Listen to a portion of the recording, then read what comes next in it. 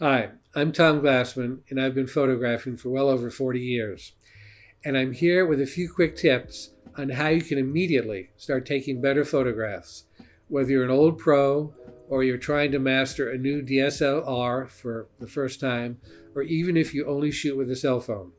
And the way we're going to do this is to look at two or three different photographs and discuss why they work, why they don't, composition, and more. My goal is to get you in and out quickly so you can spend more time shooting and less time watching me. So let's get started. Welcome back. Today is going to be an interesting episode because I get to show off how little of an ego I have. And I'm going to do that by showing you three mediocre photographs, but mostly what I try and do and think about in all cases, whether I'm able to get a great photograph, but what I always try and do in terms of good camera hygiene or good camera habits. And one of the things I'm always thinking about is background. And I talk about this all the time. And I'll get right into this shot. This was out at a nearby lake in Oregon. And I actually, for this particular shot, I had to come back on 4 or 5 different days and shoot the same thing. The reason was the sun, as much as Oregon has overcast days in the fall, the stupid sun kept coming out and throwing harsh shadows. And I wanted even lighting. This was actually at a cemetery. And what I liked was this bench here, surrounded by all this kind of nature. And when the sun was out, there'd be very harsh shadows. It wouldn't be that great of an image, or the contrast would be too extreme, it wouldn't work. So I kept coming back on different days, and I was finally able to get this. This was late fall, and let me show you what drew me first. Again, I love this old bench, even with the string here. And the very first thing I did, remember you have a built-in zoom feature with your feet. So I'm here with a certain lens. You'll notice in the background here, I moved until you could see this kind of orange tree. If I stood over to the left a little bit, there'd just be kind of white background, and it would be distracting and very uninteresting.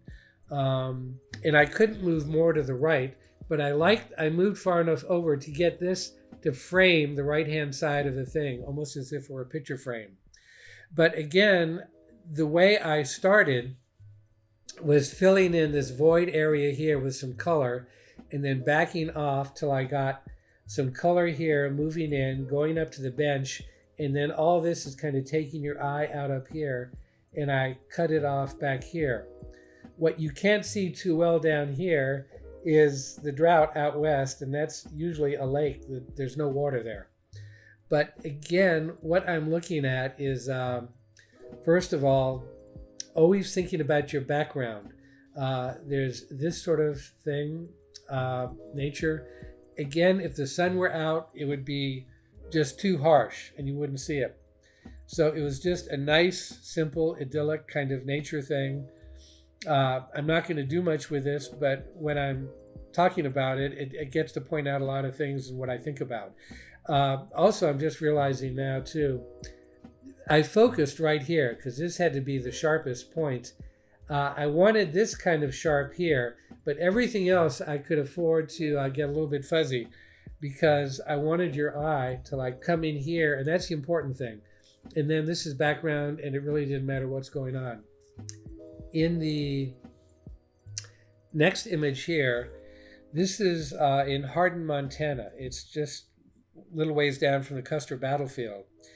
And what's interesting about this shot, not that it's a great image, but first of all, it reminded me of Edward Hopper and some of his paintings. There's a painting called Gas, which featured some of these old gas pumps, but it reminded me of that Ashcan school of painting with Watkins and Prendergast and Hopper and that crowd, although he wasn't quite part of that.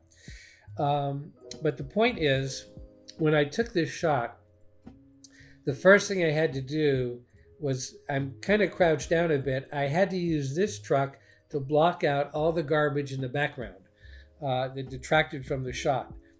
Then I had to worry about the background here because that's the interstate. So I had to wait and shoot between giant semis coming down the road and taking away from the timelessness of the image. I also, when I'm cropping it, or not really cropping it, but framing it in the camera, I wanted this shadow. I didn't want to cut the image too close here. It would be pinching in on the building and it would look like there's no room to breathe. So again, I allowed some room for the shadow to come out here. And this particular building, farther out here, it was just dull and boring and gray, no windows, no nothing. So I just tried to keep everything that was important or interesting in the shot and get rid of everything that doesn't contribute to it. You can do this with cell phones. It's like whenever you're taking a photograph, think about the shot. Look at it, think, what can I get rid of? How can I be a ruthless editor? Is there anything in there that's not helping it? Can I get rid of it? Because it's kind of busy and you're saying, why did I take this? In this particular case, it's not the truck so great, but it's that period truck with this period thing, with this sort of period building, and it all works together. So it's kind of a mishmash. It's what I would call a sort of mediocre image, but you see what I go through just to even take a shot like that. It's a good exercise. And even when I'm using a cell phone, I think about all those things all the time. This is a shot of the diner in the Tillamook Air Museum. This particular image took me longer to compose than any other image in my life. And I'll tell you why in a minute. But it happened to be about 3:30 in the afternoon. And in parts of it, you can see kind of a yellow cast going on here. That's because in this air museum, they had this kind of retro diner set up off to the side with sort of yellow triangular panels hanging above it, which is where that yellow cast comes from versus sort of no cast over here. Luckily, it was late enough in the afternoon, no one was here and I could get a shot. You'll notice that I'm actually shooting under a table here, and I'm shooting up to get the Coca-Cola sign and the broccoli and cheese on the menu.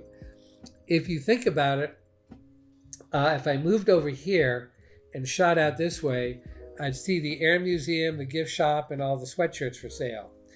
If I moved over here to the right, I would see the counter and the preparation area and all the commercial stuff, which would take away from it. If I moved to the back of the diner and shot out, I'd see the window, all this stuff would be backlit, it would be in shadow, and it would be a lousy photograph. So what I only really had one direction to be able to shoot in. If I were standing up, this table that I'm shooting under, it would be so large, it'd be this huge bit of red in the image.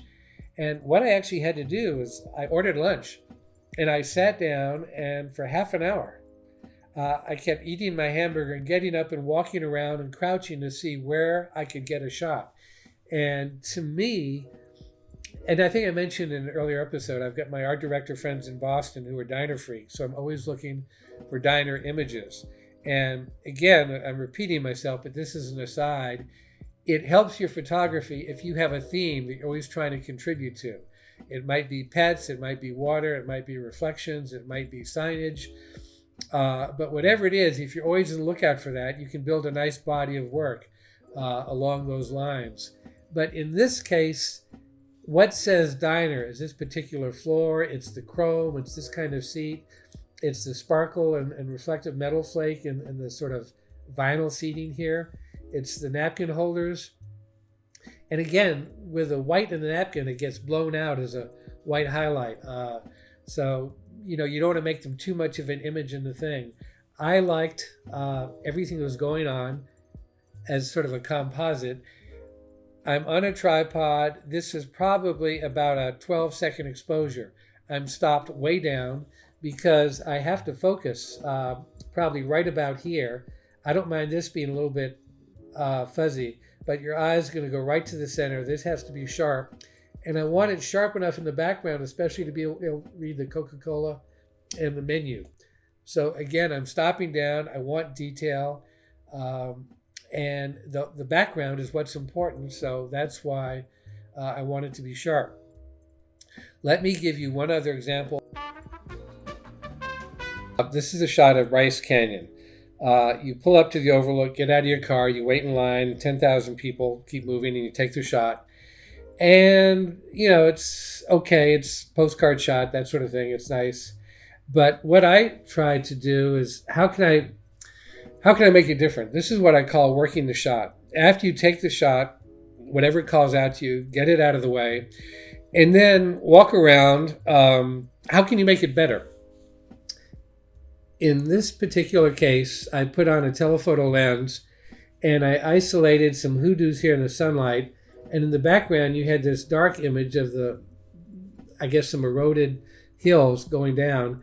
But it created a nice contrast of horizontal, triangular, light, dark. And, again, what I'm doing is using a telephoto lens to fill up the image, use a background to isolate something, and create a different look than this. And I shot it in the same place. These are two images taken from the same thing. It's just working the shot and looking at an interesting background. Anyway, thanks for watching. Hope you enjoyed it. Tips you can use all the time, especially with a cell phone. Think about the background. We'll see you next time. Take care. My young computer-savvy assistant reminds me that it's really important to ask for likes and subscribes, but I would also love some comments below discussing what we're diving into and what you might want to see in the future. With all that out of the way, thanks for watching and thanks for your patience. See you next episode.